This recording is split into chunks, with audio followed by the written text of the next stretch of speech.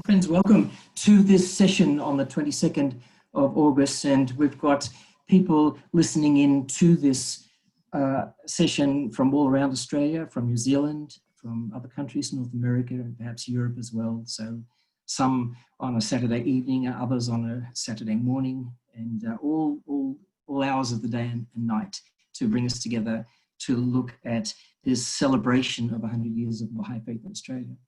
And tonight we're looking at a very special part of the Australian Bahai community, which is the Tasmanian Bahai community.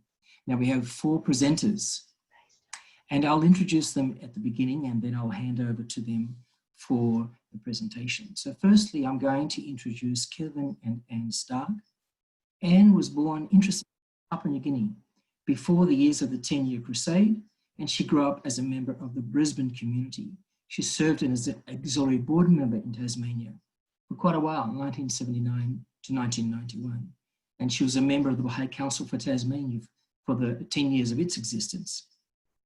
Professionally, she's a founding member of the Psychology Centre in Hobart, and she has interest in working with couples and families in the management of stress and the aftermath of trauma. She's also, very interestingly, served 2 terms on Australia's Office of Film and Literature Classification Review Board. And she's also a practitioner member for Tasmania and Deputy Chair of the Psychology Board of Australia. Now, Kevin became a Bahai in Handley in South Australia in 1970. For a couple of years, he was a travel teacher around Tasmania several times, Sydney, Alice Springs, Melbourne, Perth. And very interestingly, Kevin, I didn't know that you were of the first spiritual assembly of the Gold Coast in 1974, because our community is interested in researching that history. Kevin has served on a number of local, regional and national committees. Now together, Kevin and Anne, who've been married since 1974, helped form the first local assembly in Clarence in Tasmania, and they'll tell a bit about that. And they've also served in Haifa for 5 years, from 2013 to 2018. So they are our first 2 presenters, and they're working together with Erica and John Davidson. Now, Erica became a Bahai as a youth at summer school in January of 1965. And her parents, Joe and Salter, had heard of the Bahai teachings in roughly 1962 and were taught by Gretta and Orb Lake and others. In her youth, she gained a diploma from the Sydney Conservatorium of Music, and this was followed by an arts degree in English and history. Erica first visited Tasmania on a solo travel teaching trip as an enthusiastic 19-year-old, and she later settled in Hobart after marrying John. She's taught music for 35 years, and she enjoys playing in an amateur string orchestra. Erica has served, and I think this is an amazing thing to learn right at the beginning of our presentation, Erica has served on the Hobart Spiritual Assembly for 49 years, apart from, she says, a 10-month stint overseas. She's also been a member of the Tasmanian Regional Council during its term of service. John Davidson became a Bahai in Brisbane in 1962 while studying at Queensland University. And he was a lecturer in the psychology department at the University of Tasmania from 1971 until his retirement in 2005. He served on LSAs in Brisbane, Newcastle, Lake Macquarie, and finally Hobart from 1980 to the present. He also served on the National Assembly from 1965 to 69. He then became an auxiliary board member until 1979. And if you'll notice, if you know John's background, every time he was relieved from service from the auxiliary board, he was elected back to the National Spiritual Assembly. He served 1982 to 2004. And after that, he was on the Bahai Council for Tasmania until it was amalgamated.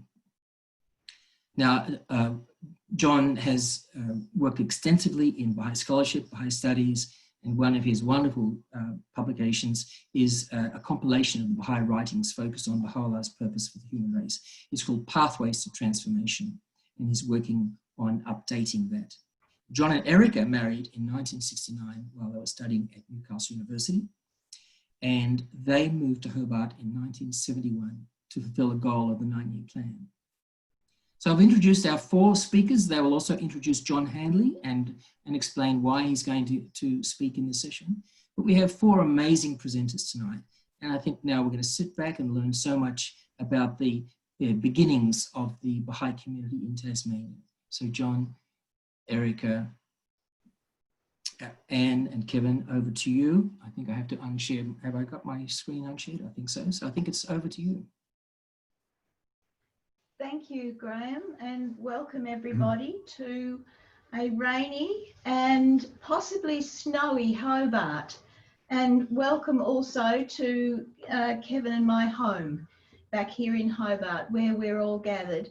Kevin, can you start sharing the screen, please? We're going to introduce you to some of the Bahai community in Tasmania. We hope we are screen sharing, but we can't see the screen.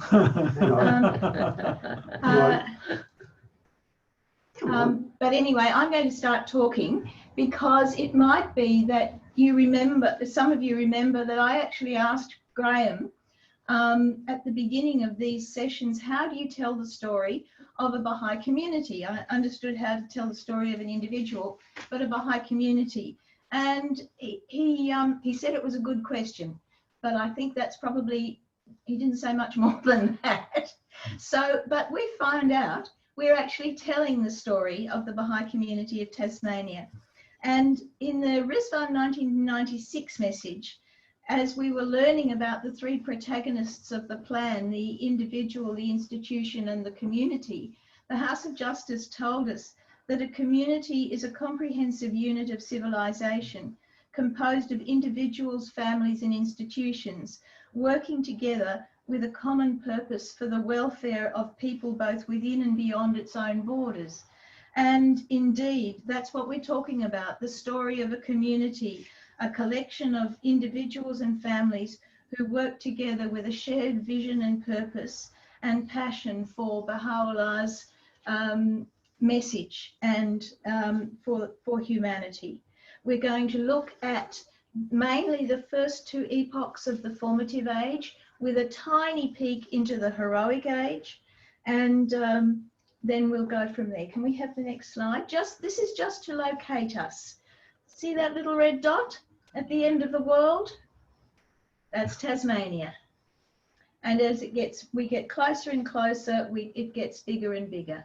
And it's lovely to see the Keemans joining us from New Zealand tonight, because the island that is highlighted there is King Island, and Mark Keeman lived on King Island and reopened it for the faith, and we'll come back to that as well.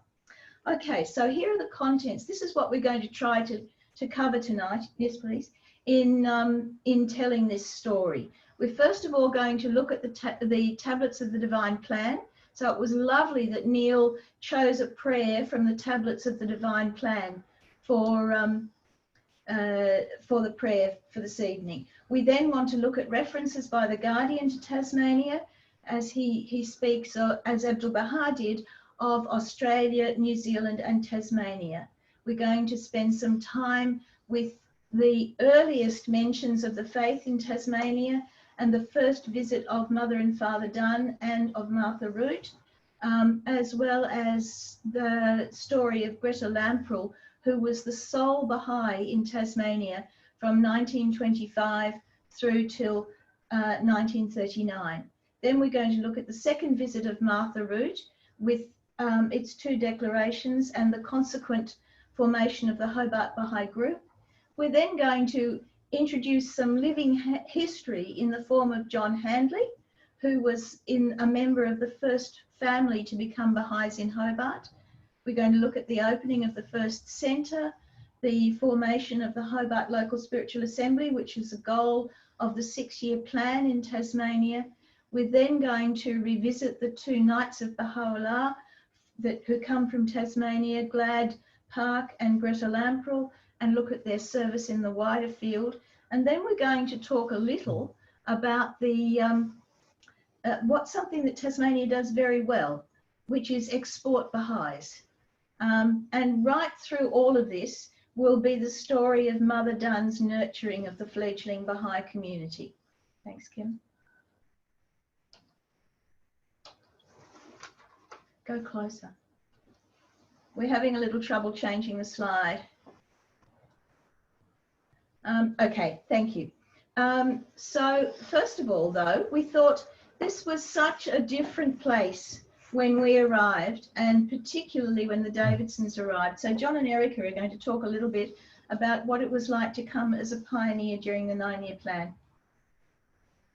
Well, as Graham mentioned, Erica and I arrived at the beginning of 1971, and we were met at the airport by Harry Penrith and Leonie Smith.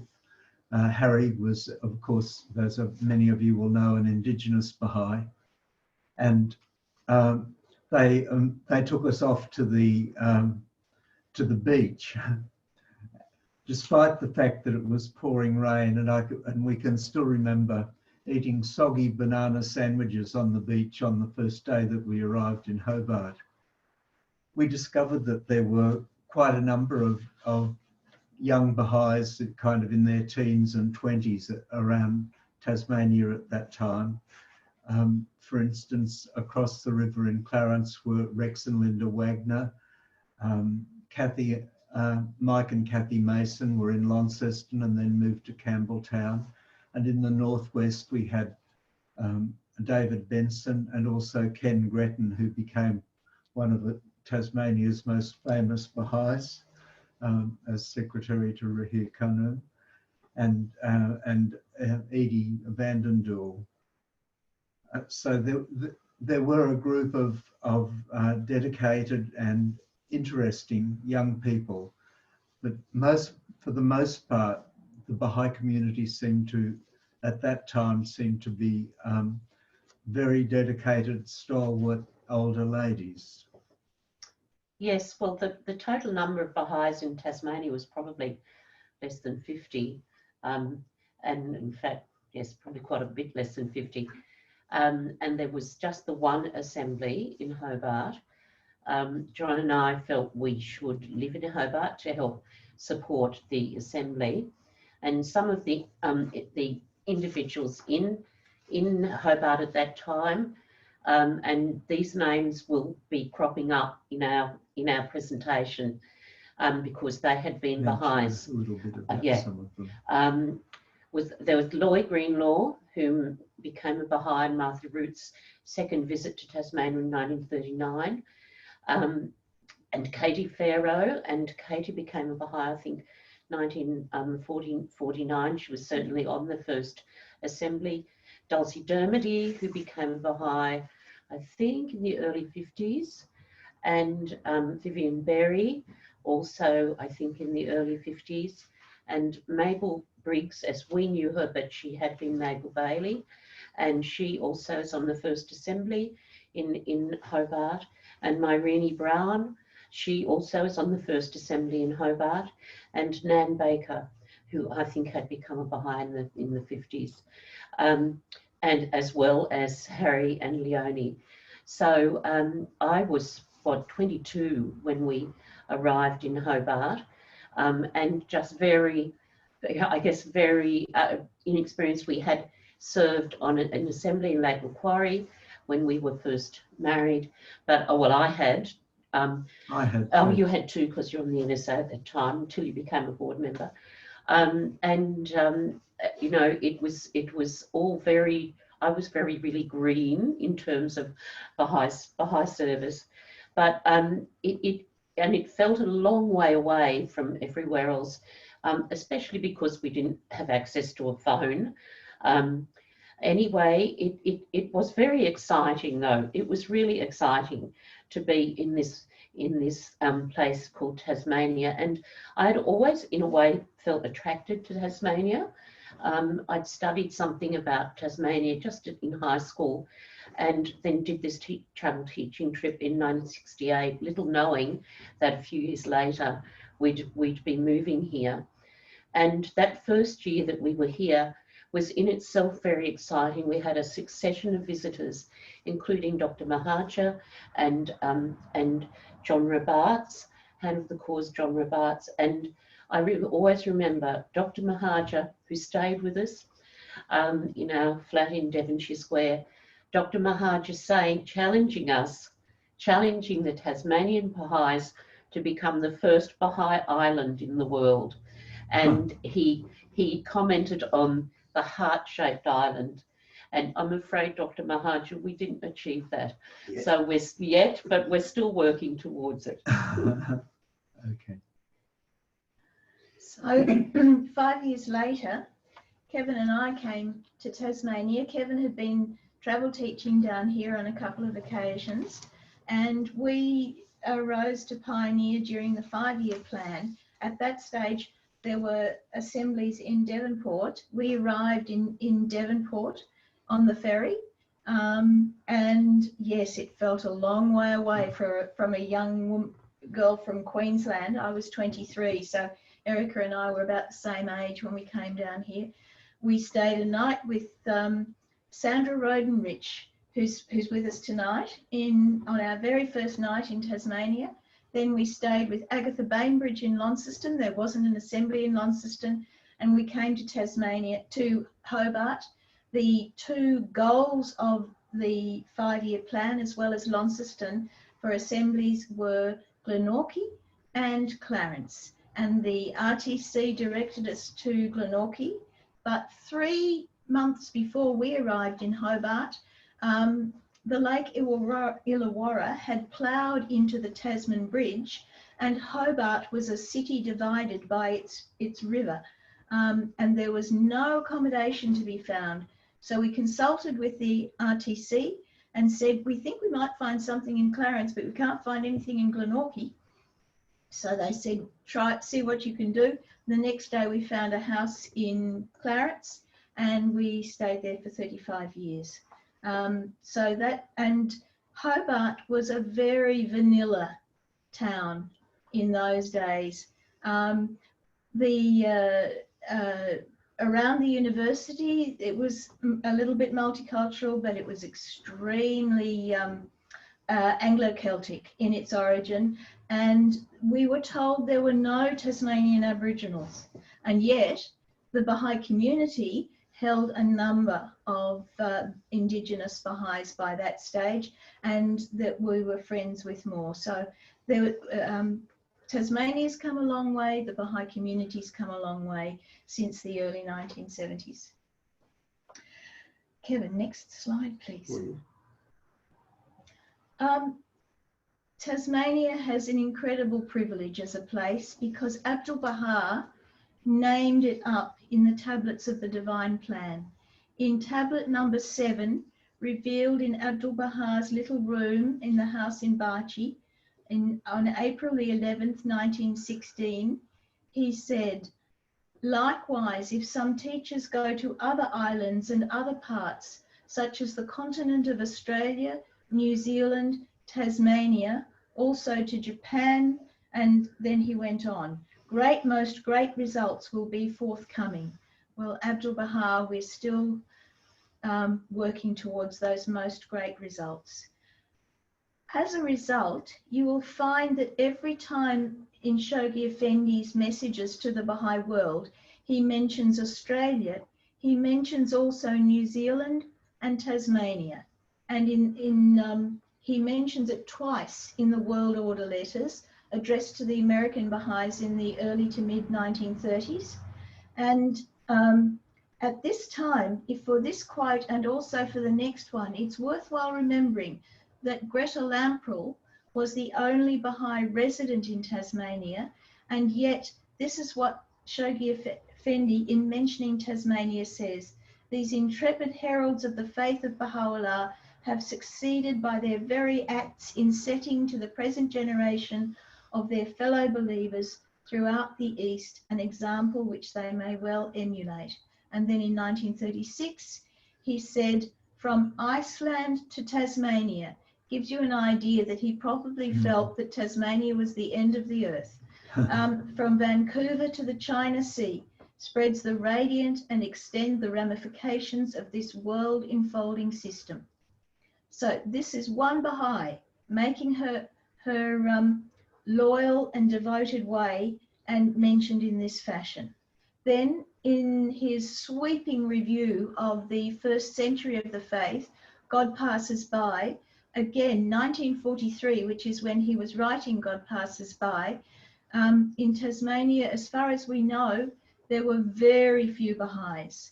And yet he mentions that in Tasmania, among other places, the bearers of the newborn gospel have established their residence and are bending every effort to lay an impregnable basis for its institutions. And then in Citadel of Faith, in his messages to the United States conventions in 1947 and 1948, he doesn't fail to mention Australia, New Zealand and Tasmania. And then finally, next slide please, the Guardian's final really report to the Baha'i world, April 1957. This was the last Rezvan he was on this earth. He wrote about the innumerable teaching conferences which had been held in the previous 12 months. And he singled out the regional teaching conference in Hobart, Tasmania. Now, once again, there were fewer than 20 Bahais, as far as we're aware, in the whole of Tasmania, but they held a teaching conference. The Guardian knew about it, and he mentioned it in his Rezvan message. Next. So these are some of the key dates. They'll become apparent as we move through it. Graham, historian as he is, none of us are historians, but Graham, historian as he is, said to us we should have the key dates. So those are the key dates that we'll be commenting on. And the key people are the ones that Erica has mentioned. Eloise Minion Jensen, who is known to us as Loy Greenlaw, Kit Crowder, the Handley family, Glad Park, Katie Farrow, Albert Benson, story will come up, and of course Gretta Lamprell. So John and Erica are going to tell the story of Gretta at the beginning. Well, Gretta's story, and I guess the story of the faith in Tasmania, probably starts around 1908, when Gretta's mother came across an article which said that a man from the East had sent letters which were now being held in the British Museum, in which he had claimed to be a prophet. And Gretta's mother read this with interest, as she was a deep student of the Bible and a strong Christian. And she said to Gretta, "This is true. This is the time when a prophet is about to appear, and this will be the truth." And so this prepared Gretta to investigate and to become the first believer in Tasmania. Well, I'm just going to continue a little bit with telling a bit of Gretta's story and of the early visits of the Duns and just the very early years in Hobart. Gretta Stevens Lamprell was born 24th of September in 1890 in Hobart. She was the second of 7 children, and her father was a businessman, and her mother had American heritage, had lived in Honolulu, Hawaii. Gretta was a Methodist in her youth, and this just little piece of information shows that her talent for teaching and connecting with people, and even when she was young, she won a prize for securing the most new members for the Melville Street Methodist Band of Hope, a temperance organisation in Hobart in 1904. Gretta had a beautiful singing voice, and she also played the piano. She performed in Hobart regularly in the 1910s, but she later took up nursing professionally and was very successful. She worked for the Public Health Department and eventually became the supervisory sister of the School Medical Services in Tasmania. And this position required her to move around the state a lot, which of course was very helpful for her teaching efforts. And she held this position until her retirement. She had heard that mention about from her mother, which was like a spiritual preparation.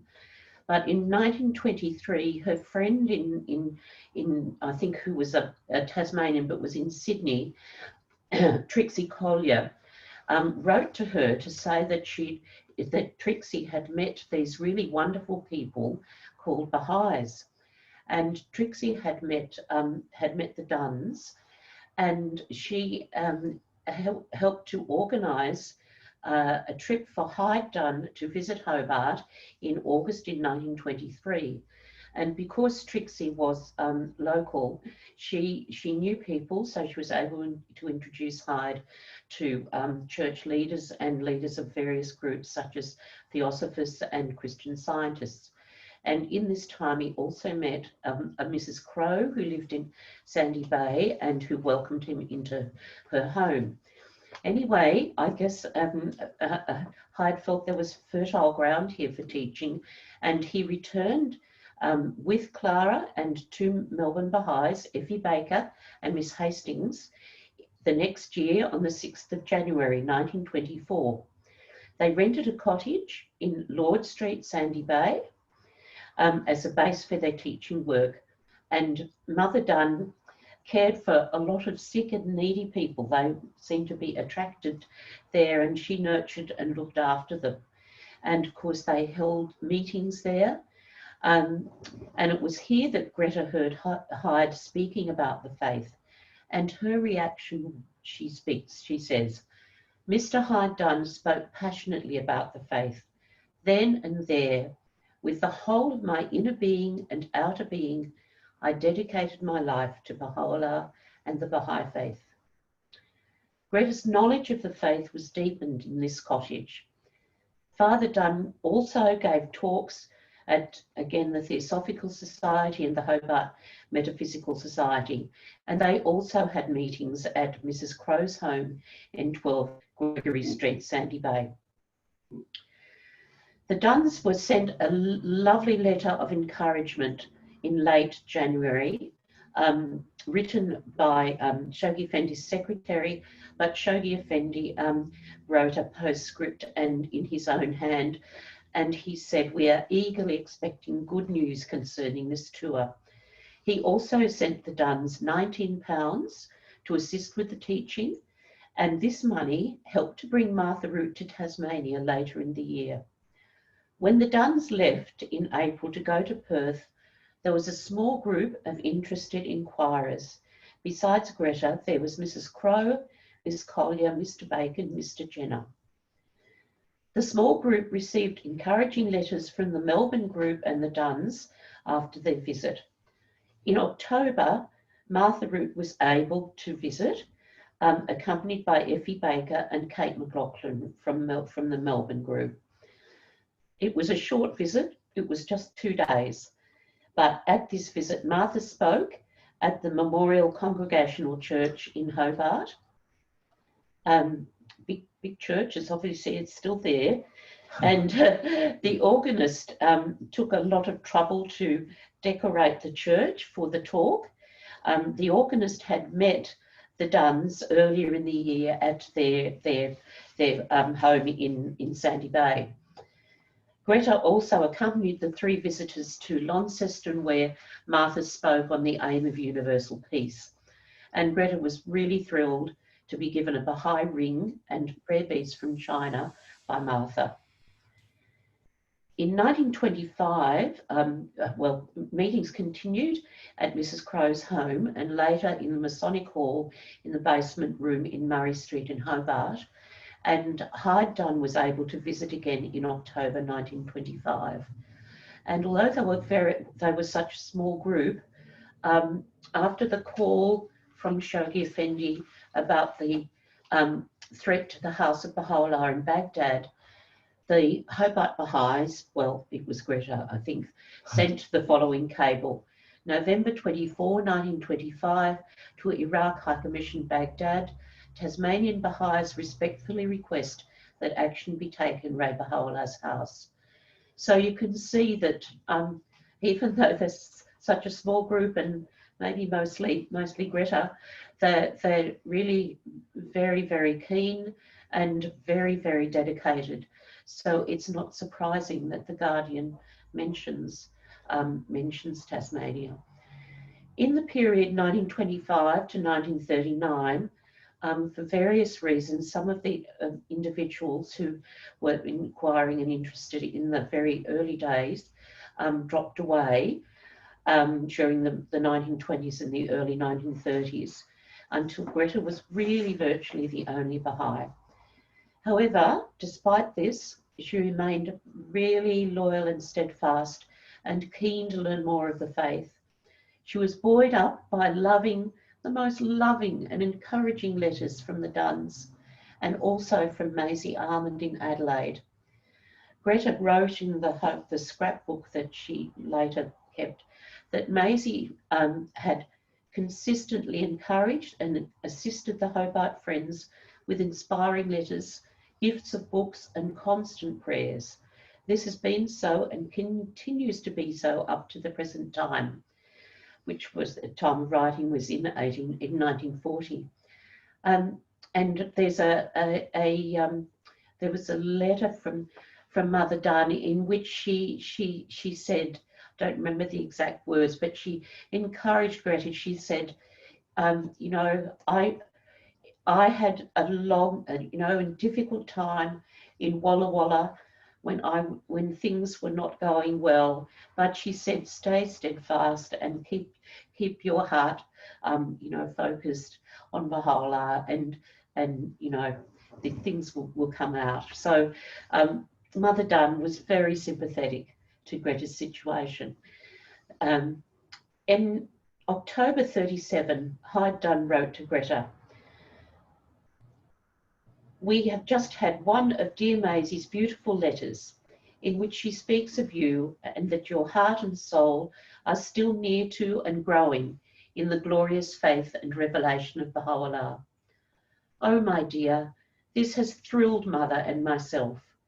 Oh, how glorious to realise, if only one true soul in Tasmania is still alive and working for the new world order and all that it means to this poor suffering world of humanity. Oh, Gretta dear, Abdul Baha, our glorious servant of Baha, will and is helping you. Nay, not only you, but Tasmania and its dear people. You must be its mother in the faith of the revelation. Mother is writing and asking you to come over for the new Bahai summer school opening at Yerrinbul near Sydney sometime early in January 1938. We would love to see you so, my dear. Do make an effort for the whole of Tasmania and come and see us." This is the kind of loving encouragement that Gretta received. And indeed, Gretta did get to the first summer school at Yerrinbul, which was held between January 8th to the 23rd. And here she met Maisie, with whom she'd been corresponding for the previous 12 years. Gretta's steadfastness, love, and consistent efforts for the faith over this long period were finally rewarded during Martha Root's second visit to Tasmania in 1939, the program for which Gretta organised. So we come to Martha Root's second visit, and we've spoken about Martha Root's visits to Australia before. So 1939, she came to Tasmania, aged 70, suffering from the cancer that would take her life a mere 6 months later. She came from sorry, I did have the dates, from the 5th to the 10th of March. She came to Tasmania. She was accompanied by Hilda Brooks and by Mr. and Mrs. Hawthorne from Adelaide. She clearly, Gretta had been encouraging her friends who were interested in the faith to look forward to this visit. And once again, Loy Greenlaw enters the story. Loy wasn't a Bahai by this stage. She wanted to know about these people who were coming that Gretta was so excited about. So they came to the Astor Hotel and stayed in Hobart. Now that's a hotel that's still there to this day, and still one of the really lovely hotels. Loy apparently hid behind a banister and had a look at these people as they got out of a taxi, and she liked the look of them. And she and another friend, Kit Crowder, were inspired by Martha's visit. Martha's visit, organised, as Erica said, by Gretta, involved, let me just share with you.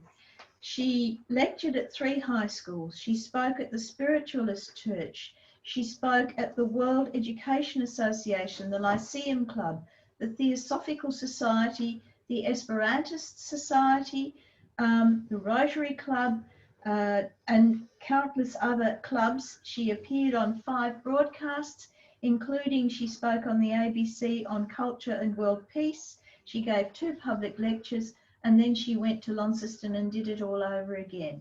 And you can see some examples in the scrapbook that Eric is going to talk about the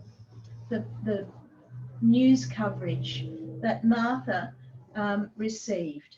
Now, at the time that she left Tasmania, she had connected very beautifully with Loy and with Kit. And this is Loy's account of Martha's visit. Loy, writing sometime later, says, "It was after Martha's visit that Gretta's 2 contacts signed the card, thus forming a triple alliance." You can hear Loy's voice in all of this. "I remember Kit and I walked down the street hand in hand, and Kit, in a rather uneasy voice, said, 'I'm not sure what this thing is we've got hold of, but it must be all right with those principles.' 'Well,' I said, 'if we join up with the walking club or the photographic club, we can always resign.' That was in March 1939. However, Kit, bless her, Kit is the one on the left-hand side, the dark-haired one, and Loy is the one slightly forward. Kit, bless her, became a sincere and devoted Bahai. After 25 years of magnificent service, she passed away on the 7th of July 1964. And I, EMG, says Loy, this is the year 1981, and well, this is the miracle. I'm still a Bahai." And Kevin had flashed up on the screen, and we might show it again, a handkerchief that Loy was given by Martha Root, and which she treasured for the rest of her life, and then passed on to Faraday Ongai after just before she passed away. And Faraday kindly shared a photograph of it. Now, Martha wrote back after Loy had written to her, and this is Martha Root's letter, dated 30th of March 1939, so we know that she is just about to leave Australia, that final voyage. "Most beloved friends Gretta and Eloise, Alawab Ha, I've thought of you each day and longed to write, but I could not. I wept tears of love when Hilda read to me Eloise's letter. I'm just the same Martha, a member of your group, and in these other states, and it is just as it was in Hobart. I'm always giving lectures and meeting people, and everything is going wonderfully. I pray for you each day and love you with all my heart and soul. All Tasmania will be illumined by your faithful, wonderful service. Baha'u'llah will be with you and bless you all your life. If I can get a report written, I shall send you a copy. With tenderest Baha'i love to each one of you and to all the friends, and with prayers for you every day, I am most faithfully in his covenant, Martha Root." Now, we've been quoting from a scrapbook, and now Eric is going to talk about that.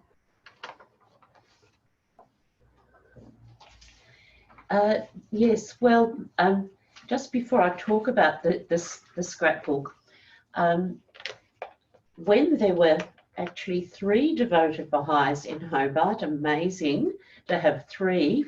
Dear Gretta must have really, really been so appreciative of this, having Kit and Eloise.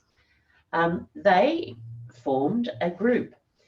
And I find it really interesting that this is, you know, such an embryonic Bahai community. But Gretta, in this period of time, she was the only Bahai, was also receiving from Melbourne nurturing, and one of the letters which Kate McLaughlin sent to her were the instructions from the Guardian about the necessary procedures for assemblies and groups. So they were aware of the fact that they were an embryonic institution, and they set about organising themselves in a very systematic and methodical way. So Kit Crowder was the treasurer, Loy was the librarian, and Gretta was the secretary. And in June, they sent their first report of their group activities to the National Assembly, and included in that report, they made the comment that why Martha said in her letter, "I'm still a member of your group," was that she had given them £2 towards their funds and nominated herself as a member of the Hobart group for 2 years. And sadly, you know, she was only to live a few more months. Also in this report, and there is a Gretta hand copied all these reports that she sent to the National Office, and the originals would be there in the archives, but she hand copied them all and put them in the scrapbook. But she says a record of the cause since its inception in Tasmania is being kept. This, it hoped, will make easier the work of the future historian in ascertaining dates and other particulars. So she started creating this scrapbook, and just the next slide, that's just the cover for it. It's about this size, and Gretta, it starts in 1924 with, in Gretta's beautiful handwriting, she wrote out most of the text of the letter that was sent to the Duns from Shoghi Effendi, and she's got the text written out in hand of the letters, or the dates and the contents of the letters that were sent to her in this period when she was the only Bahai. She has also meticulously cut out all material from the newspaper, advertisements, and also articles, and she's stuck them into the scrapbook. There are also some, as we saw with Martha Root's visit, she's put in some of the flyers. She puts sometimes annotations on the flyers, so you can get extra, actually important information from looking closely at the annotations. And in the scrapbook there are also some, as we've just seen, original letters that are stuck into the scrapbook. And Gretta really kept this with the handwritten copies of the reports through the 1940s and into the 1950s.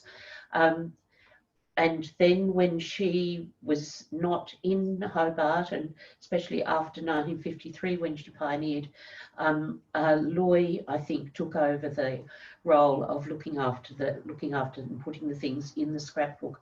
But it is a very precious, very, very precious archive that we have.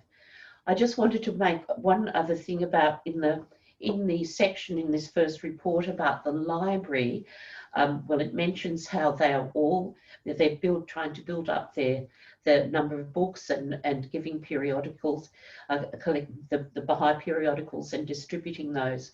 But also they acknowledged a donation from Maisie had sent them, very precious, one of the first deluxe printing of Nabil's narrative, and these were signed by Shoghi Effendi. And we have that to this very day, and as part of the Hobart Library, Hobart Archive. In fact, we had it on display in the Bahai Centre earlier in the year. Yes, I just wanted to say that the group continued functioning in this very, very dedicated, systematic way. through the 1940s, and even before they were an assembly. Next.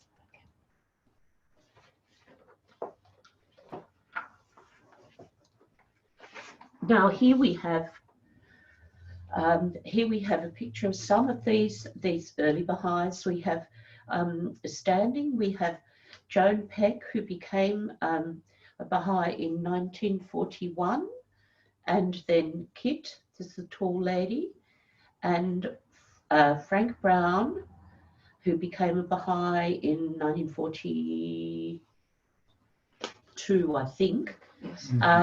And Muriel Handley, 1942, Gretta at the end, and then seated, there's Loy, and there's Everard Handley, and there is Myrini Brown. No, That's Lloyd. Oh, no, yeah. on the left Yeah, is the- Myrini. Yes. Yeah, the left is Myrini, and Yeah. Loy's on the right. Oh yeah, yeah, Yeah. yeah, Yeah. Okay, and so there you go. There's Loy and Katie, but let's move on to if Loy and Kit were number 2 and number 3. Yes, please. Actually, we'll stop sharing our screen because if Loy and Kit were number 3 and number 4, sorry, number 2 and number 3, Joan then was Joan 4. Peck was number 4, and and then number 5 and number 6 were Everard and Muriel Handley. And this is where we move into living history, because John Handley is here with us, and he's going to say a little about his family. John, are you there? Yes, I am. Can you hear me? Yes, we can. Thank you. It almost feels like we're calling you from outer space, but just Tasmania. John, will you talk a little bit about your how your parents became Bahais, please? Yes, I'd love to. And hello to everybody. It's nice to see all the regulars here. I'll just give a little bit of a background. Dad was alive in the time of Baha'u'llah, but only just. He was born on the 16th of March, 1892, and as you know, Baha'u'llah ascended from this life on the 29th of May. Dad was a seeker all his life. He had an inquiring mind, and he had an interest in religion, science, and anything that was new. The last I recall was his interest and excitement in laser, which when he passed away in 1968, it was just becoming known around the world. Mum tells a story about at an early age, coming from a very staunch Anglican background and learning about Christ and his return someday on clouds of glory, which is quoted in the Bible. When she was about 7, in about 1910 or 11, the more she thought about this, the more she became convinced that this was about to happen and she would get to see Christ return. She reasoned he had come at Christmas and would naturally do so again. And because the Bible spoke of the clouds of glory, she expected him to arrive up there in the sky in person and on Christmas morning. As soon as she awoke, she was up out of bed and off to the window expecting to see the beloved up there in the clouds. And she just couldn't accept that he was not. The next year was also a non-productive event, so she gave up. Mum was also a descendant of a first fleeter, but that's another story.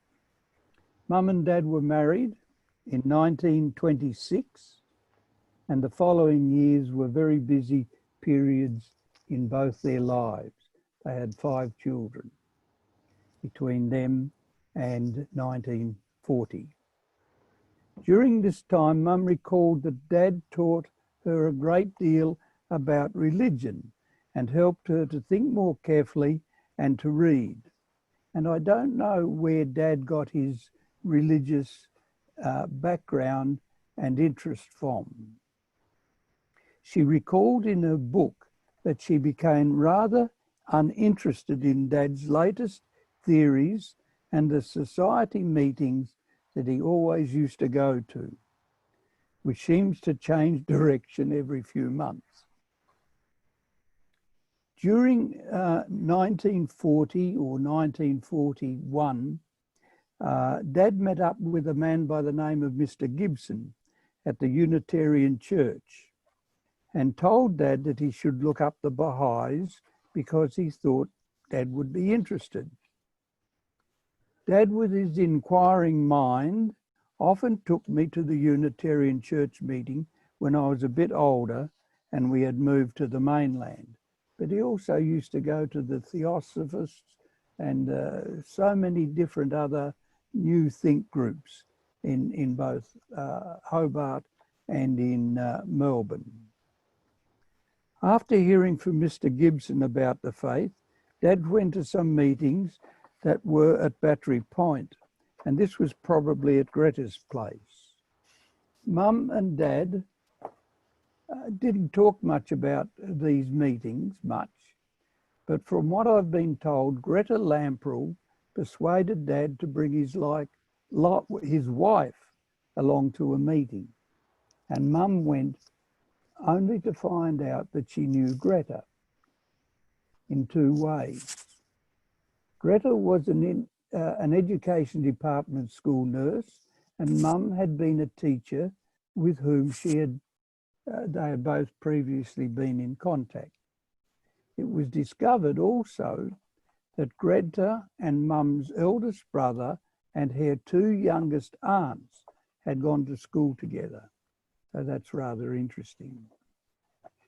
In late 1941, and I believe it was October, Mum went off to Sydney for a few weeks for two reasons: to take me to see my grandfather, because I was the only grandson in the whole family of his, and also because she had not seen a father in 32 years, since 1909. In Sydney, she met many Bahais and attended several meetings. She became familiar with such people as Mother Dunn, Jane Root, Charlotte Moffat, Maud Hall, and the Bolton family. And I recall most of those people meeting them at some time or another. I understand that we also spent 1 or 2 nights staying with Mother Dunn, but that's all I know. Mum often said it was the love from the Bahais that brought her closer to the faith. And when she returned to Hobart in October, she said she absorbed sufficient knowledge of the faith to want to belong to it. She says in her book that, strangely enough, Dad seemed to see no necessity to get involved, so we simply continued to associate.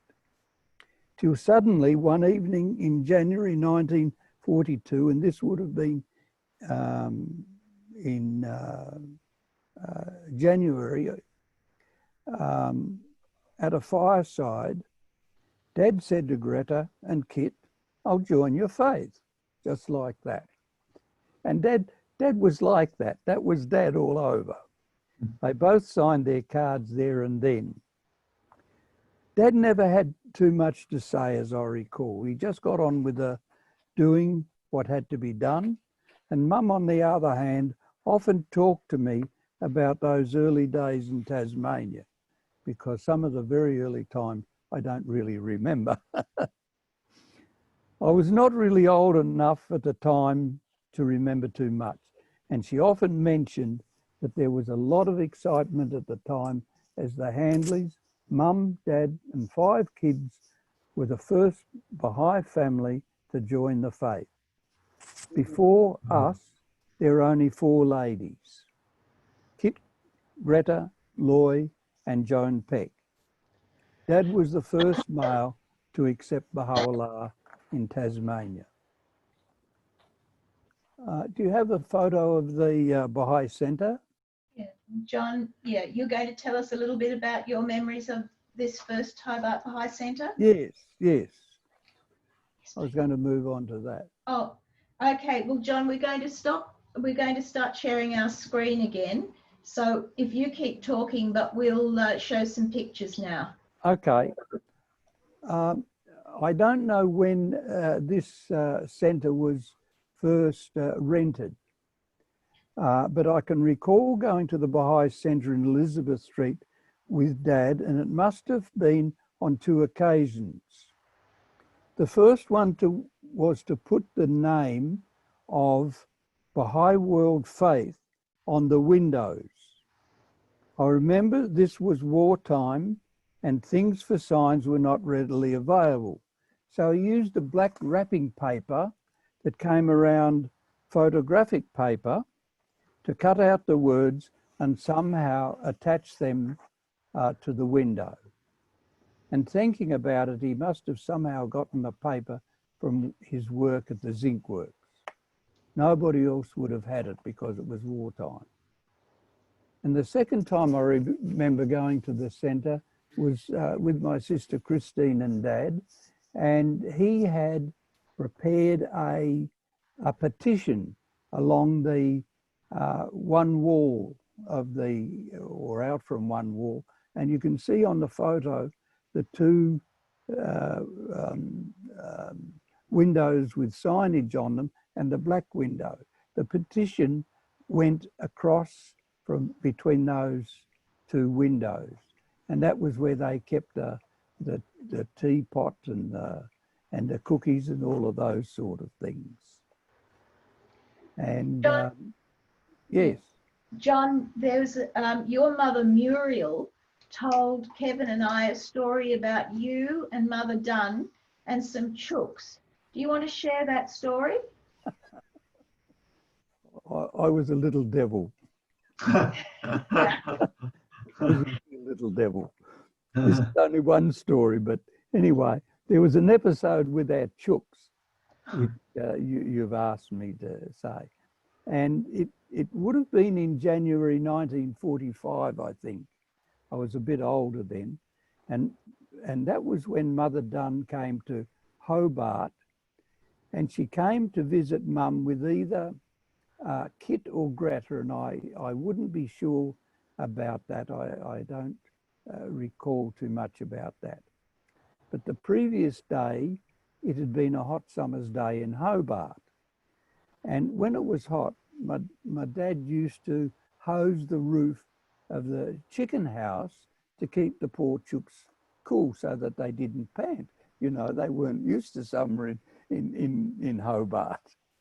But the next day it was a freezing cold and raining, and I'd gone missing from the house, and Mum came looking for me apparently, and here I was with a hose pointed in at the poor chickens inside the chicken house, and I was drenching them and drowning them all. So Mother and Kit or Gretta and my mother had to rescue all the chickens and bring them inside and wrap them down with towels and put them by the fire and everything. And this was just one of the instances that I know of knowing Mother for so long, that she was so very, very practical.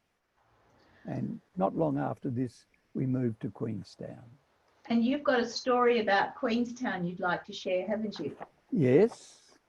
And this is an interesting one. In Queenstown, and I remember Queenstown much more clearly than I remember Hobart. I was a bit older. I was sent to all the Sunday schools in town at one time or another. I went round them all because we didn't have any sort of real Bahai activity. We didn't have any declarations. We had people that were interested in the faith in Queenstown. And in the picture here on the left, you'll see the last photograph of the Handley family that was taken in the end of 1948. On the left is my sister Velma, and she was an art teacher at the high school. Then next is Dad, Mum, Gwenda, me in the middle, and in the front, my sister Jean and Christine. Gwenda was a teacher, primary school teacher at the Queenstown Primary School. And interestingly, Gwenda taught me and Velma taught Christine in school. So we were all very much known as Bahais. Mum, in her book, records a story about one of the inhabitants of Queenstown, an elderly Jewish man named Shapira. And she told me that he had lived in Haifa as a child and had known Abdul Baha. He said that he and most of his friends as children had loved the master because he always carried sweetmeats in his pockets and gave them generously to the kids. I knew this man from a different source because he was an explosives expert with the mines in Queenstown, and every year at New Year he used to put on a fireworks display from a little pimple of a hill at the back of Queenstown called Spine Cop. Thanks, John. That was Queenstown. That's great. Now Kevin's going to show the youth group in Hobart, formed in 1941, which has just about all of your family as part of it. We're going to have to try and make up our time a bit now, but would you mind telling the story of the youth group writing to Shoghi Effendi and the response that they received, please, from the end of the earth? In this group, and this picture was taken in 1943, and there was 10 of us. You can see me right at the bottom. And there, I was a Bahai child there, very proud of that. And for some reason, my sister Velma, and I'll go through these people, from the left, that's my sister Velma, Gwenda, a man by the name, or a boy by the name of Alan Flood. Then there was Frank Brown Jr., my sister Jean, Patsy Peck,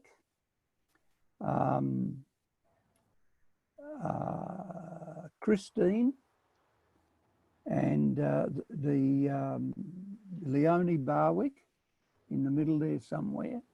And then down the front, there was Joan Luffin. Mm-hmm. Now, the only people that weren't Bahais in that picture was Alan Flood and Joan Luffin. They were friends of my sisters.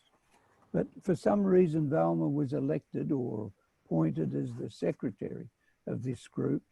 And she had written a letter to the Shoghi Effendi.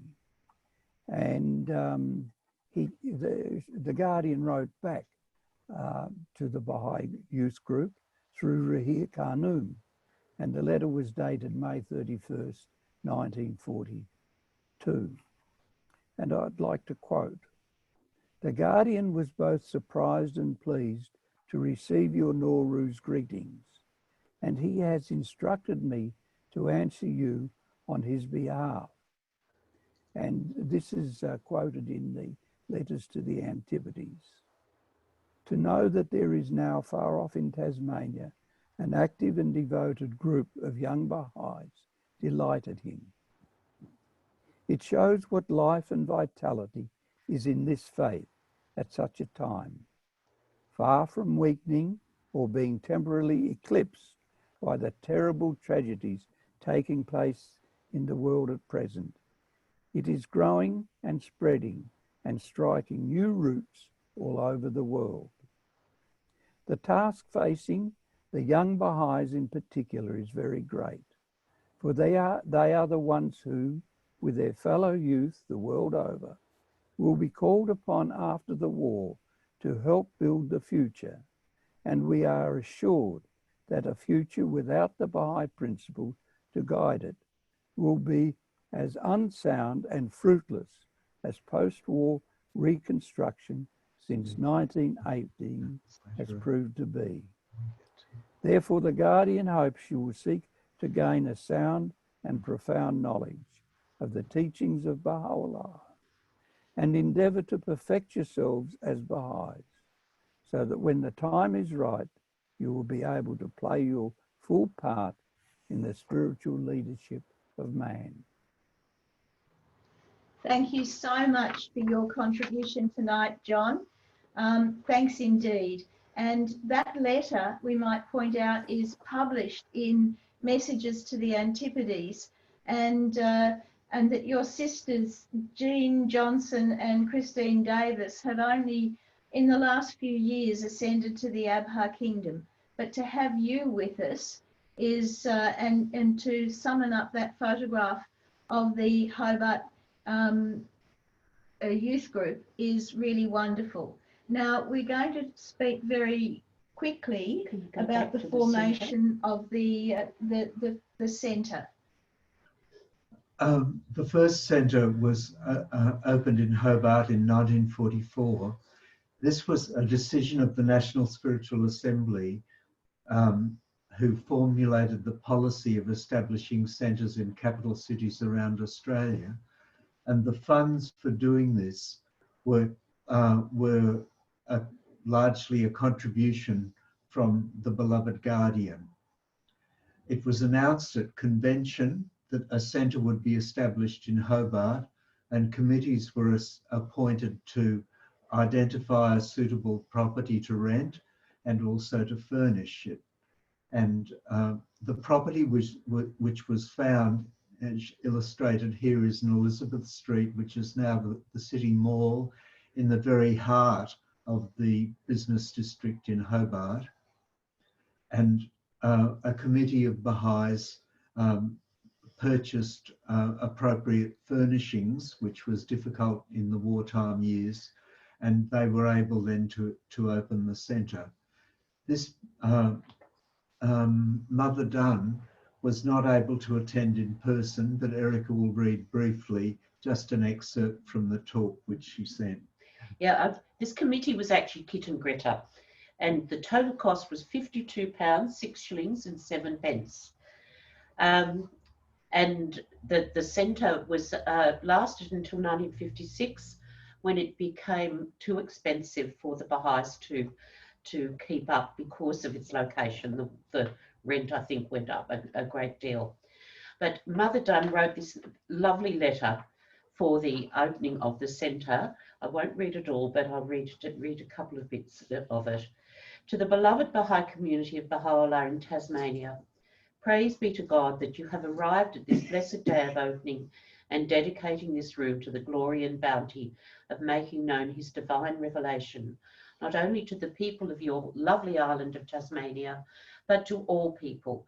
For when we utter his divine creative word, a spiritual wireless conveys it to every attuned heart in the whole world. I love that. I love that analogy. So, blessed and honoured Bahai children, my heart and spirit are with you all. I love each and every one of you, the youth group included, and will look forward for great works in teaching and spreading his faith, first in your own hearts and lives, then it will, in reality, attract all hearts which are attuned. With my abiding love in his faith and to his service, I declare this sacred room open. Clara Hyde Dunn. And if I may say, this was the beginning of a love affair of Bahais of Hobart and Tasmania with Bahai centres. There were 3 subsequent centres rented, and finally a centre of our own was established, Which we will show you At the end. very end. So, dear friends, we come to the Australia's 6-year plan. And those of you who've done book 8.2 will remember that Australia from 1947 to 1953 were given by the Guardian goals that constituted our very first national plan. For Tasmania, one of the goals was raising the first local spiritual assembly of the Bahais of Hobart, which was formed in 1949. And here we have the members of that. So going from 1939 and Martha Root's visit to 1949, we have seated Mr. Frank Brown, then standing next to him, Kit Crowder, and then we have Ben Rayner. Ben's name will come up. It came up with the LSA of Ku-ring-gai. It will come up in a couple of weeks' time with his assistance to form the LSA of Brisbane, but he also moved to Hobart to assist with the formation of the Assembly. The next lady, very elegant lady standing there, is Mabs Bailey, as she was then, became Mabs Briggs. And then there is Katie Farrow, who'd become a Bahai 2 years previously. Katie was a professional singer and well known in Hobart. Gretta Lamprell, and then the lady next to her, some of you South Australians will recognise as Catherine or Cap Harkis. And then there is a lady called Eileen Costello, who is a local declarant. And then finally, Myrini Brown, who Erica mentioned was alive when they arrived. She was still alive when Kevin and I arrived in 1976, but passed on not long afterwards. These were the valiant souls who formed the first local spiritual assembly of the Bahais of Hobart. But Hobart, Tasmania did not only have, Kevin, next slide please, goals in relation to the LSA, they also had goals to open new localities to the faith. We know that from Martha Root's visits that much effort had gone into Launceston, but by the end of the 6-year plan, so that's the beginning of the 10-year crusade, there were 9 centres in Tasmania. Those that are bolded, Hobart, Devonport, Glenorchy and Launceston, were on the firm basis of having Bahais permanently resident, making their homes there.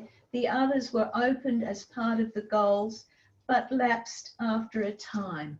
And we'll tell some more stories about Devonport and Launceston in a short while. It's probably worthwhile noting that when Mabs Bailey's husband Edward declared in 1952, Gretta wrote in delight to the local spiritual assembly of Hobart that they had gone from having 1 Bahai in 1939 to 12 Bahais in 1952, and Launceston had gone from having no Bahais in 1949 to having 5 in 1952. So there was growth and there was challenge. And John's now going to talk about Gretta during the 10-year crusade. Well, just starting a little bit before then, Gretta's life changed in 1942 when she was elected to the National Spiritual Assembly, on which she served until 1953, some years as the Secretary of the National Spiritual Assembly. Gretta travelled to Brisbane in 1946 and organised a teaching campaign there to assist in establishing a local spiritual assembly in Brisbane. The next significant thing is that Glad Park, who became Gretta's closest friend, a nurse in Launceston, became a Bahai in 1950 and in Launceston, and she was invited to come to Lang Road, Paddington, to be the hostess at the National Centre there in 1953. This was when Gretta was National Secretary, so yes, she was living there at the time. Yeah. Anyway, Shoghi Effendi announced the 10-year crusade and called upon Bahais to pioneer in Australia, to pioneer to many parts of the Pacific.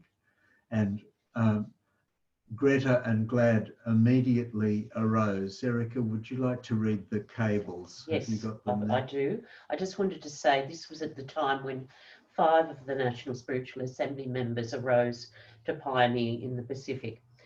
But so Glad and Gretta cabled the Guardian, shall Lamprell Park volunteer teach Tahiti? The answer came back, heartily approve, love Shogi. And so is this the immigration Yes, Gretta's that's right. immigration document to go into Tahiti? Gretta and Glad arrived there in the same year, 1953, and they were designated Knights of Baha'u'llah for the Society Islands. Unfortunately, they weren't able to gain permanent residence. They were only able to gain 3-month visas, and this meant that after 3 months they would have to leave, and so they would go either to New Zealand or the Cook Islands and teach the faith, and then after sufficient time had elapsed they'd go for another 3 months back to Tahiti, and they returned 3 times, so they had 4 stints in Tahiti in all, and they were so much loved by the people in Tahiti that the last visit they were allowed to stay 6 months instead of 3 months. And on this occasion, a spiritual assembly was established so that when they left and returned to Tasmania, they left behind them as the first spiritual assembly in the Society Islands. Yes, one other thing that that Gretta did in between these visa extensions was that she secured the site of the Australian House of Worship during a visit back to Australia in 1954. But they returned to Australia and settled in Launceston, and Gretta chaired the first summer school in northern Tasmania in Dilston, and however, Gretta also helped reform the local assembly in Hobart, which had lapsed in 1958. And in 1963, Glad and Gretta, both over 70, moved from Launceston to Devonport to help establish the first spiritual assembly in Devonport as one of the last of the Australian 10-year crusade goals to be achieved. But fortunately, the community was strong enough that they were able, they actually moved back during 1963 back to Launceston, where they lived really basically for the rest of their lives. In September 1969, Gretta was heartbroken when dear Glad passed to the Abha Kingdom. And then Gretta said her dearest wish was to join her Bahai sister in that world. And she did in December the 11th, I think, 1972. Albert Benson, who wrote the In Memoriam for Gretta in the Baha'i world, finishes it with these words. I can think of no better tribute to Gretta's memory than the words she spoke during a tape-recorded interview at Ravenswood in 1971 when she was 81 years of age. Asked if she had a message for the Baha'is of the future, she replied, in the words of Baha'u'llah, go thou straight on. And that is what the Baha'is are surely doing everywhere and every day.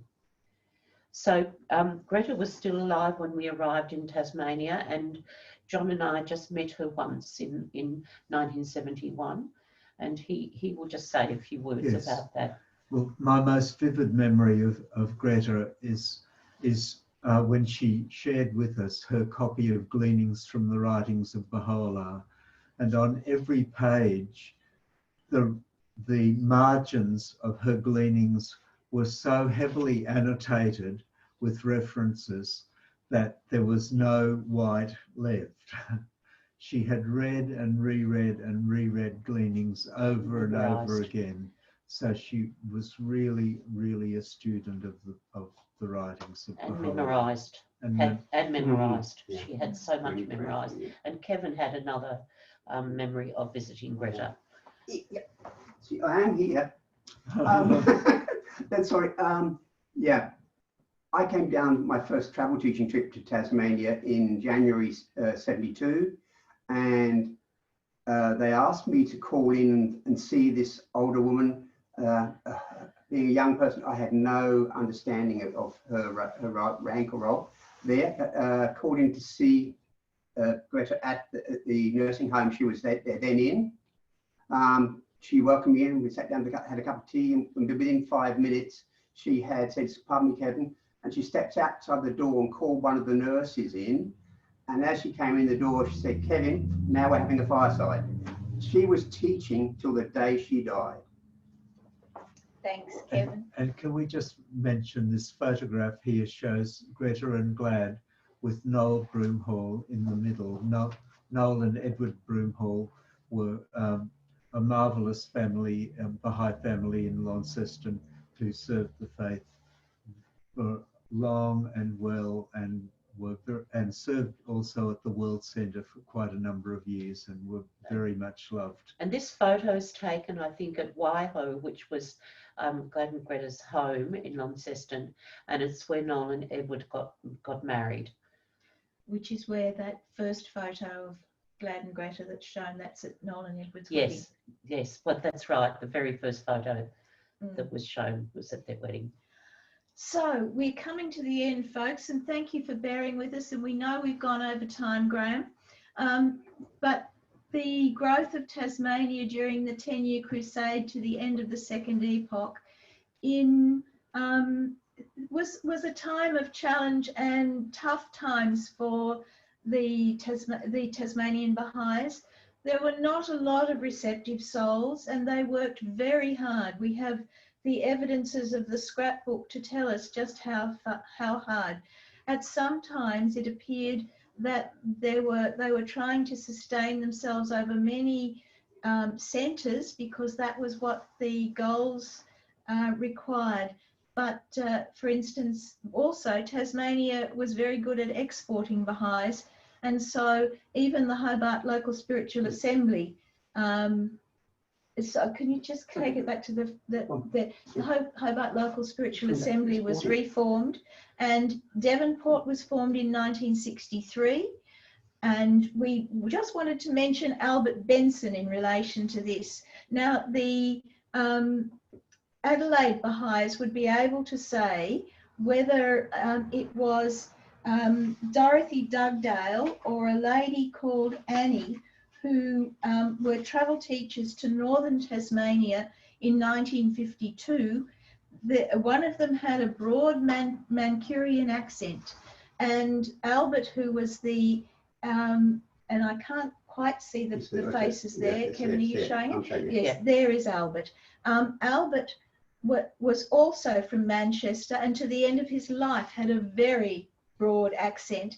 Albert called himself nosy, and he said he wasn't going to have anything to do with these people, but he heard this woman speaking with a broad Mancunian accent, and he had to come out and find out what it was about. As a result, Albert investigated the faith. He was the editor of the Advocate newspaper at the time.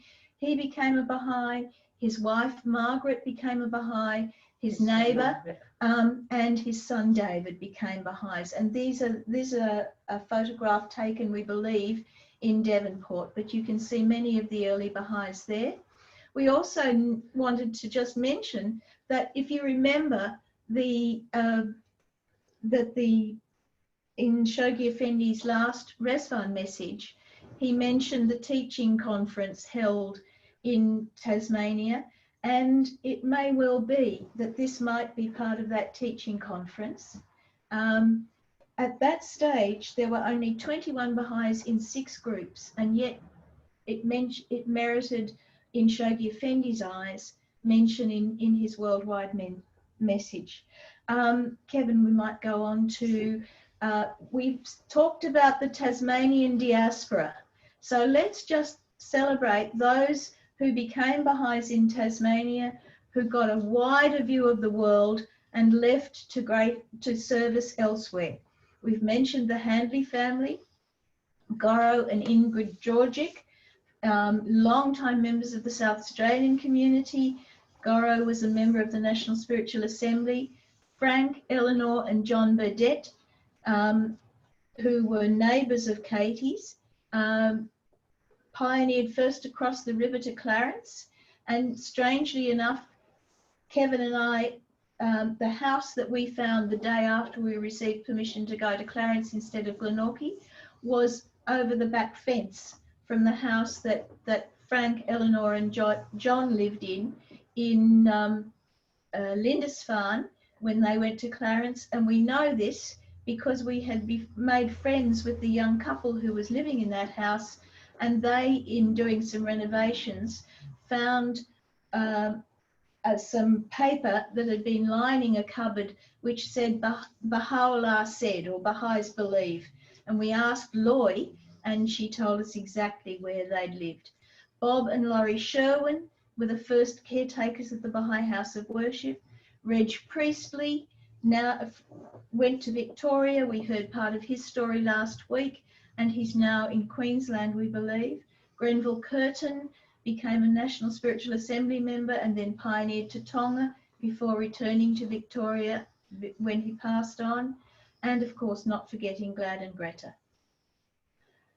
Graham suggested that we speak a little bit about Tasmania and the growth since 1963. If you see the big, vast municipality called the West Coast, and that's where Queenstown was. So that's how far away from Hobart the Handley family moved. And in looking at this map today, we realised that during this period of time, Bahais have resided in every single municipality in Tasmania. All 29 at some stage have been open to the faith. And now there are 2 clusters. The West Coast, the Central Highlands, Northern Midlands and Break of Day is the line that divides, and they're all in the Northern cluster. Then there's the Southern cluster, both intensive programs of growth, both hoping to reach and go beyond the 3rd milestone by the end of the plan next ResFund. Okay, Kevin, next slide, please. And we promised you a view of the latest Tasmanian Bahai Centre of Learning. And here it is. Built on the ABC car park, and as one of the friends commented at the time, instead of, as in Big Yellow Taxi, they pulled down a forest and put up a parking lot. We pulled down a parking lot and put up a forest in the Bahai Centre of Learning. Friends, thank you for your patience. Thank you for listening to us. Thank you for coming and joining us in Tasmania. And when the boom gate goes up and the moat is once again covered, please come and visit us. Well, thank you so much to John and Erica, Anne and Kevin. This is a wonderful presentation. Everybody's clapping and everybody's been putting comments in the comment section about how thrilled they are with this presentation. So thank you so much. We're going to end the formal part of the presentation now, and we'll move to questions. I do also invite those other friends who are online from Tasmania to feel free to share some thoughts. I think we should spend another 15 minutes if that's okay with everyone. And let's see if we can continue to learn more about this wonderful community. So who would like to make a start with a question to our speakers or Tasmania friends who wants to share something? And I see so many of you online.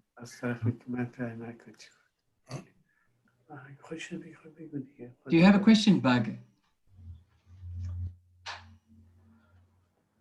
I just wanted to say thank you very much.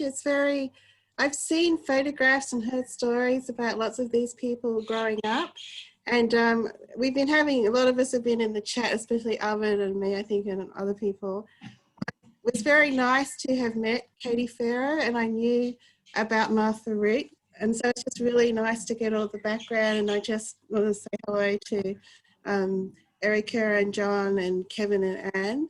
And my family have sort of a long association with Tasmania. Albert Benson taught my grandfather the faith. My grandfather didn't become a Bahai, but they were Esperantists together or something. Is it mutual interest in language? And it's amazing how just the fortitude and the, you know, for a long time, the patience and yeah, it was just really, thank you very much to Tasmania, my home.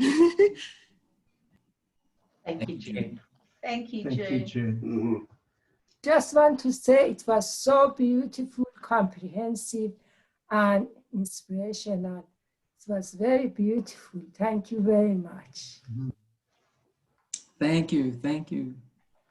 David Hassel, you have to unmute and then you can make your comment.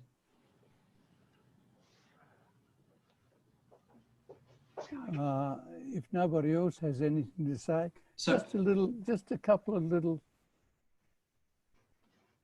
John, sorry, John, just David's just working out how to unmute there. Jane's fixing. Oh, Just one moment.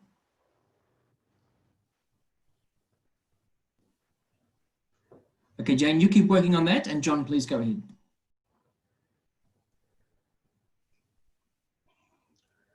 John, please go ahead, and Jane's not yet unmuted. So John Handley, go ahead.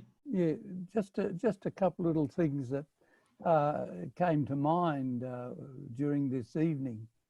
The Handley family seemed to be attracted to international people. There's some photographs that my mother had of my sisters being with some Japanese sailors back in 1935. And this was before we were Bahais, of course. So they associated with them. They used to come into the Risdon works there to pick up stuff. And Dad also,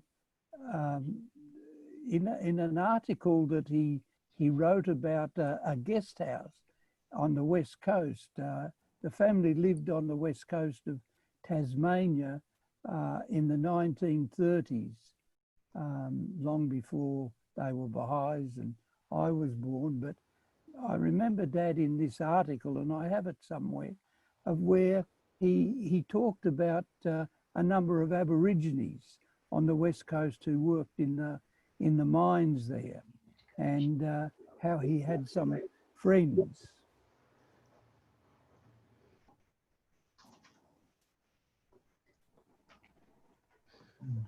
That's the photo. That's the photo. There you go. That's your go. Oh, good That's on you. the photo of the Handley girls with the Japanese sailors. Yes. And you weren't there yet, John. I wasn't thought of then.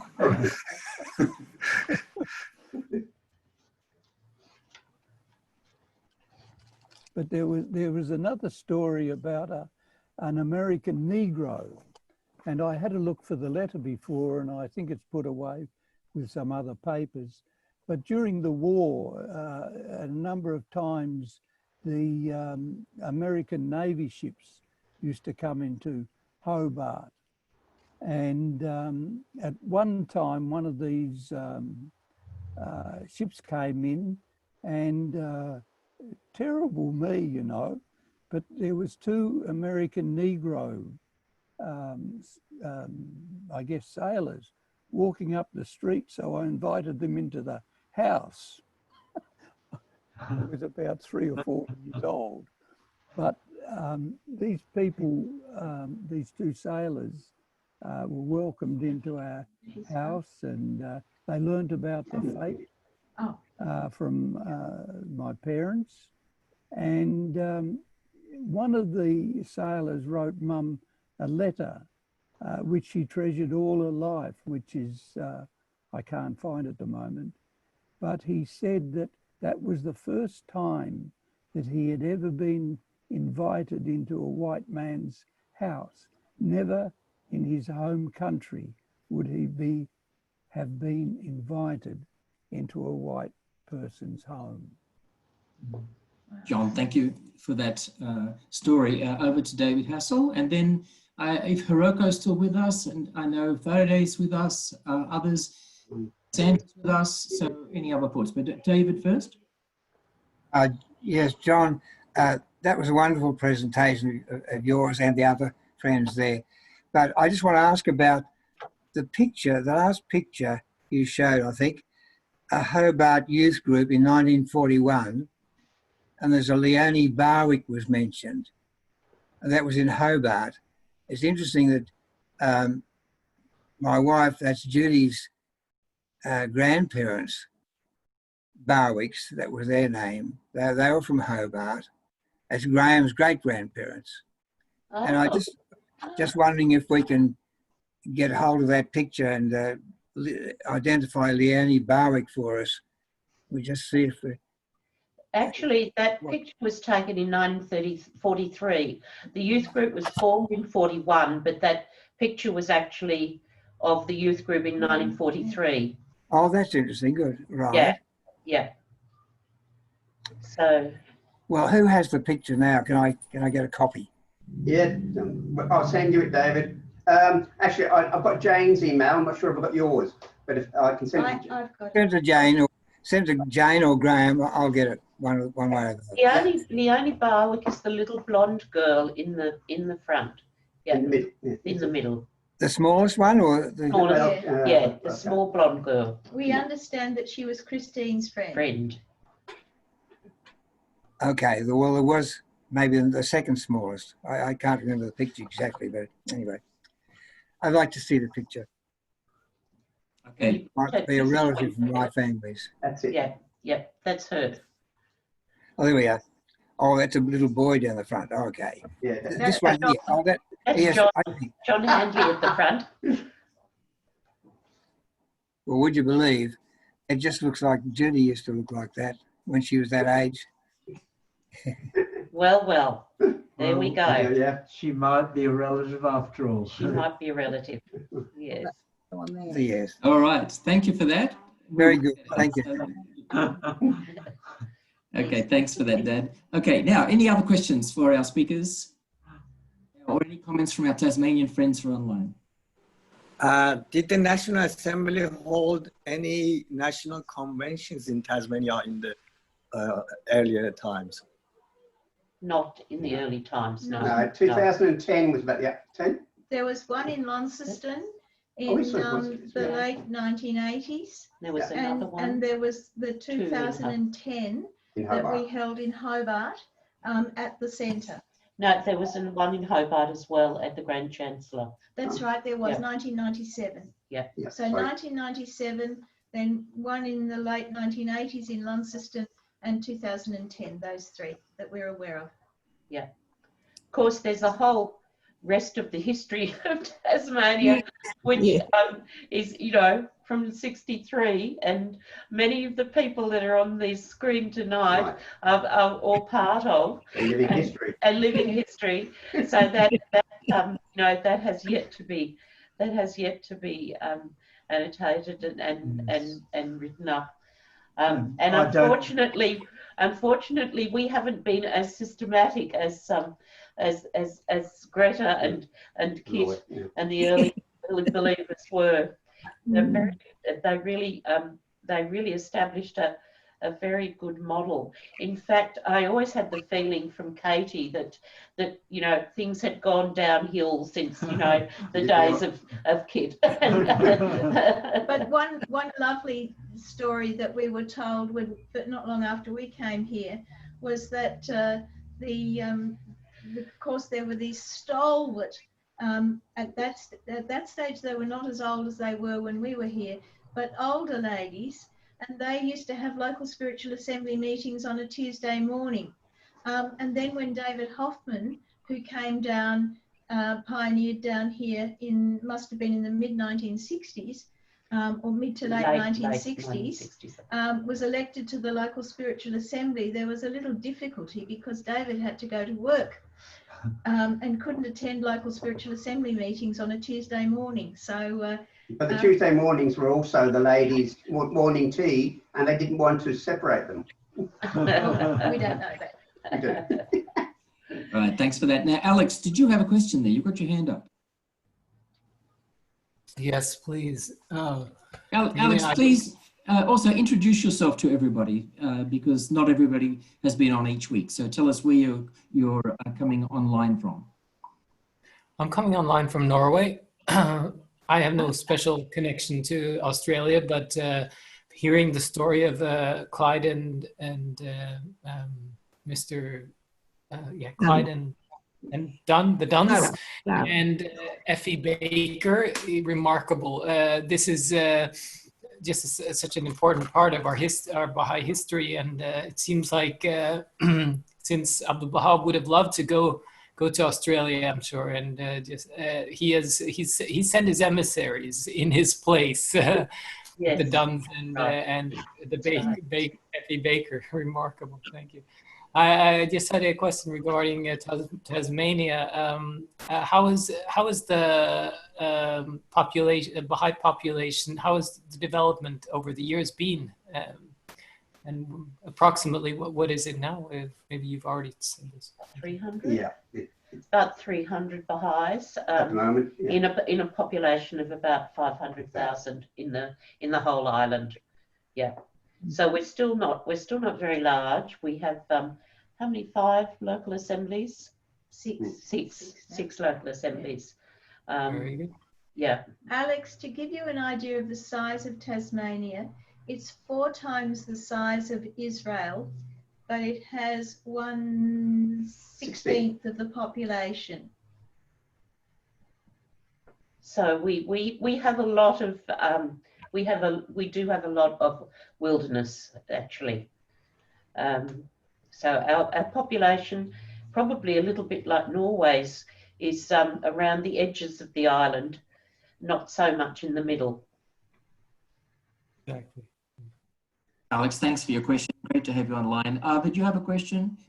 Mm-hmm. I did, along with everybody else. Thank you so much for the presentation.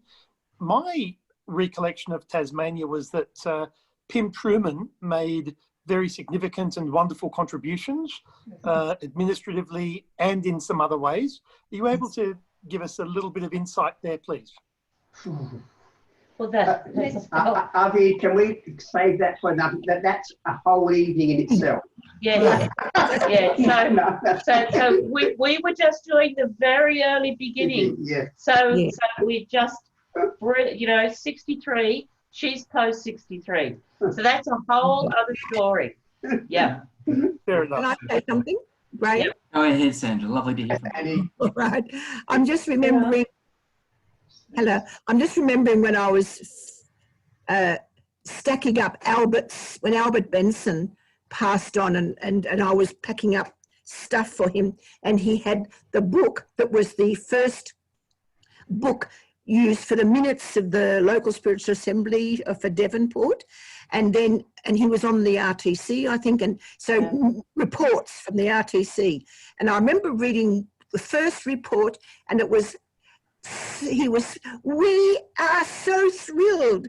We have gathered together at Campbelltown for a statewide conference, and in the one room there were 13 Bahais.